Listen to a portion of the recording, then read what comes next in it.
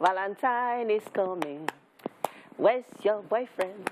You are sitting alone. Okay, your Valentine's Day is gone. But our relationship today, we will be talking about Valentine's Day and how it affects one's mental health.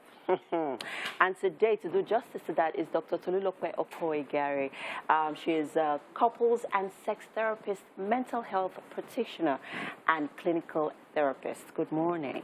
Good morning. How are you doing today? I'm awesome.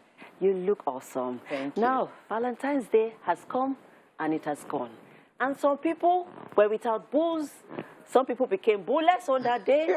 Some people got gifts and some people did not. And then people who didn't, who saw, so much activities happening around them, became depressed, became sad. Now, let's talk about how to avoid and overcome some of these things, where it doesn't affect our mental health so much. Yeah, I mean, you are right about it. The interesting part is Valentine, it's an imported, tradition or celebration. It's a celebration. It's not a thing. Naturally, Africans are not romantic. Yeah. African men consider romance, financial provision and protection is romance for an average African man. So it's not our thing. So you now see all this thing now being imported into Africa, and then we want to act like the West and not knowing that these things actually come with implications. So for us as Africans, I'm not sure anybody, I don't think the concept of Valentine depression is something we are even aware of. It's something that is very popular in the West, that they know they are aware of it, and they put measures in place. Probably when Valentine is coming, you talk to your therapist, you try to tidy up your environment, tidy up, your mental, environment, mental state, to make sure that all of these things are not getting into you. But here we are.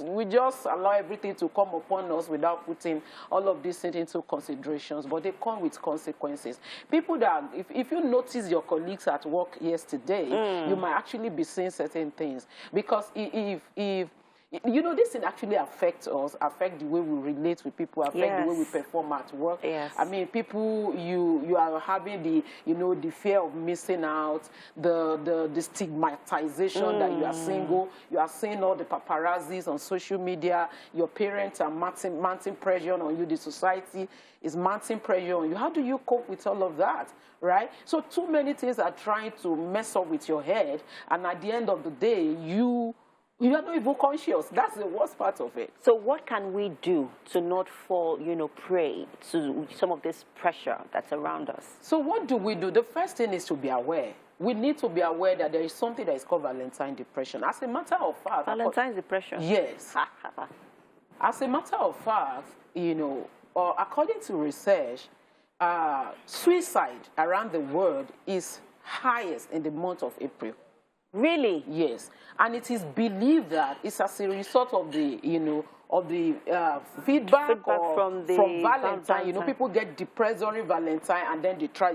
Suicide is not something you just wake up in a day and say, I want to build up. So they build up that negative energy, they build it up from Valentine, and then around April, you see people now trying to carry out, what happened, the implications of what happened during Valentine. So what should you do? Back to your question, the first thing is to be aware that these things actually have implications on your mental health, right? So as soon as Valentine is coming, you can start preparing yourself.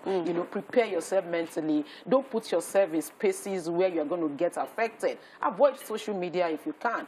You can go to YouTube and watch comedy, right? Things that could actually lighten you up. And you can begin to plan a date with your single friends, instead of trying to be feeling like, oh, you are not, you are missing out. Plan a date with your single friend. You can do self-talk. Self-talk is a way of probably psyching yourself, talk to yourself, I'm beautiful, I'm capable. I know that the society is not even helping at all, because the society just wants to, no matter how successful you are, as long as you are not married or in a relationship, you feel like it's okay to be single. It's okay. It's okay. So all of those things are the things you begin to talk to yourself, you know, psych yourself and say, you know what, it's okay. I mean, talk about the beautiful things that you have in your life. You can practice gratitude, right? You can begin to practice gratitude journal. Maybe like 5 days, 10 days to Valentine. Begin to write 5 things you are grateful for in your life. So when you get to that period, you have something to fall back on. And then you can also count on your support system. Friends, family. It might be a good time to even go and meet your parents and spend some time with them if they are not going to be the one to say, where's your husband? Where are your gifts? Right? So those are a few things I think you could do. And as much as possible, make sure you have a therapist. I saw a research recently that talked about ads being one of the elements or one of the things that contributes to Valentine's depression. Yes, you know, because it's constantly in your face. So there are those constant reminders that, oh, I am single. And what do you think I'm talking, for example, because I feel like I have a role to play.